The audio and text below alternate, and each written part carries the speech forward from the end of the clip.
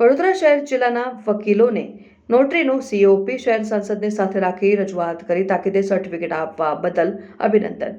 સમગ્ર ગુજરાતમાં લોકસભાની ચૂંટણી વખતે નોટરીનું ફોર્મ ભરનાર તમામ વકીલોને નોટરી ભારત સરકાર દ્વારા જાહેર કરવામાં આવ્યું, પરંતુ તેઓનું સર્ટિફિકેટ ઓફ પ્રેક્ટિસ ઘણા સમયથી નોટરી થયેલ વકીલોને મળેલ ન હતું. તે તાકીદે આપવા માટે વડોદરા વકીલ મંડળના કારોબારી સભ્ય શ્રી રાજ પ્રકાશ ઠક્કર અને ધવલ પટેલ માનનીય સંસદ શ્રી હેમાંગ જોશીને લઈને જઈને કેન્દ્રના લો મિનિસ્ટરને રજૂઆત કરતા સમગ્ર ગુજરાતમાં વડોદરા શહેર જિલ્લાના વકીલોને સીઓપી મળી ગયેલ છે અને આ સર્ટિફિકેટ આપની કામગીરીના ભાગરૂપે ગુજરાતમાં સૌથી વધારે સીઓપી વડોદરા જિલ્લાના નોટરી વકીલોને મળેલ છે. તે બદલ તેમને ધન્યવાદ. તમામ નોટરી વકીલશ્રીઓએ ટિકિટો માટે NTR નંબર ટ્રેઝરીમાંથી મેળવવા માટે સર્ટિફિકેટ, સિક્કા અને અરજીઓ સાથે નોંધણી કરવા તમામ નોટરીઓને વિનંતી છે અને તમામ નોટરીઓને માજી પ્રમુખ હસમુખ ભટ્ટના ખૂબ ખૂબ અભિનંદન. જ્યારે લોકસભાનું ઇલેક્શન હતું ત્યારે ભારતીય જનતા પાર્ટીએ સમગ્ર દેશની અંદર નોટરીઓને એક પણ પૈસો લીધા વગર વિધાઉટ કરપ્શન નોટરી આપી દેવાનો નિર્ણય કરેલો. તેમાં ગુજરાતની અંદર 8,000 નોટરી ડિક્લેર કર્યા. એ ડિક્લેર કર્યા બાદ ઘણા લાંબો સમય પૂર્ણ થઈ જવા છતાં પણ પ્રેક્ટિસ સર્ટિફિકેટ ઓફ નોટરી મળતું ન હતું.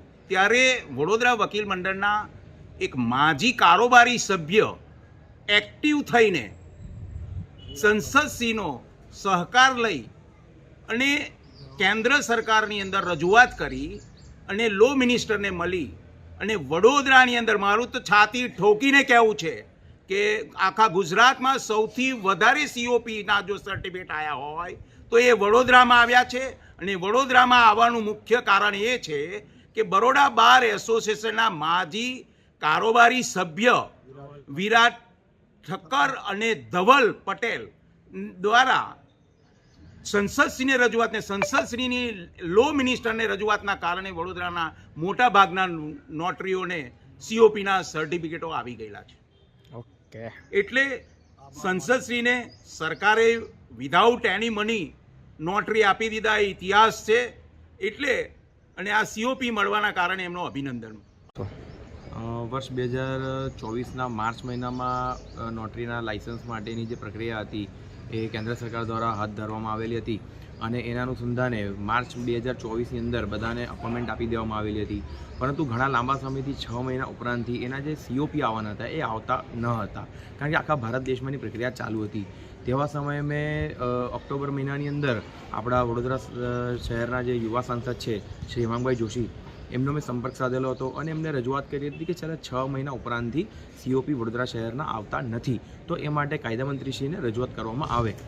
એને અનુસંધાને કાયદામંત્રીશ્રીની તાત્કાલિક રૂબરૂ મુલાકાત કરવા માટે ડૉક્ટર હેમાંગ જોશીએ જે પ્રયત્ન કર્યા અને એના અનુસંધાને જે સાંસદ આપણી ચાલુ હતી એ દરમિયાન લોકસભાની અંદર હું તથા મારી સાથેના જે ધવલભાઈ પટેલ છે, મારા સાથી મિત્ર કારોબારી સભ્ય હતા, એ અને આપણા યુવા સાંસદ હેમાંગભાઈ જોશીએ કાયદામંત્રી શ્રી મેઘવાલ સાહેબને રજૂઆત કરી હતી અને ત્યાર પછી અત્યાર સુધીમાં 90% જે COP છે વડોદરા શહેરના, વડોદરા જિલ્લાના વકીલોના નોટરી માટેના તમામ આવી ગયા છે અને માત્ર 10% જે ટેકનિકલ એરરના કારણે છે એ પેન્ડિંગ રહેલા છે. એ રજૂઆત કર્યા પછી પણ 3 થી 4 વખત ફરી વખત સાંસદશ્રીને મેં રજૂઆત કરેલી હતી કે હજુ પેન્ડિંગ છે અને એને ધ્યાને રાખીને સાંસદશ્રીએ કેન્દ્રમાં પણ એ બાબતે રજૂઆત કરી હતી.